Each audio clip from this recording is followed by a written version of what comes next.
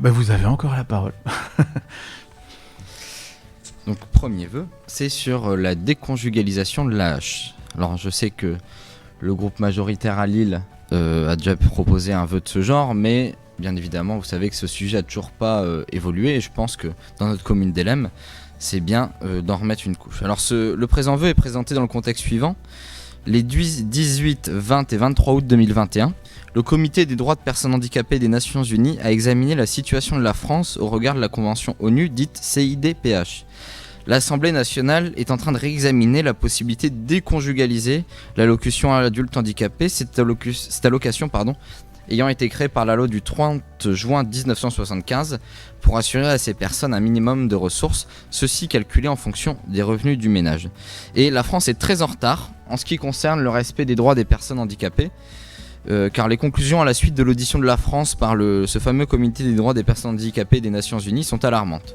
Je cite: constatant un décalage entre le discours politique et la réalité vécue par les personnes en situation de handicap et leurs familles en France, Madame Lafourcade a encouragé le gouvernement français à mettre en place un plan stratégique visant à réviser l'ensemble de sa législation pour la rendre conforme à la Convention. L'État français n'applique pas à ce jour la Convention et commet plusieurs fautes lourdes à l'encontre de ces personnes.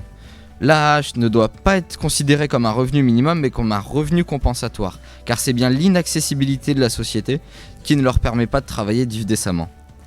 De plus, le bas niveau de l'allocation maintient ces personnes dans la précarité et ne leur permet pas une vie digne.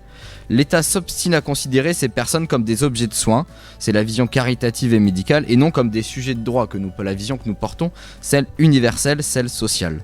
S'obstiner, comme le fait l'État et ce gouvernement, à ne pas déconjugaliser l'AAH, c'est faire payer à l'ensemble du foyer le poids du handicap de la personne. Et s'obstiner à ne pas déconjugaliser l'AAH, c'est aussi laisser le plus souvent des femmes sans autonomie financière, dans l'incapacité de quitter leur conjoint en cas de violence conjugale.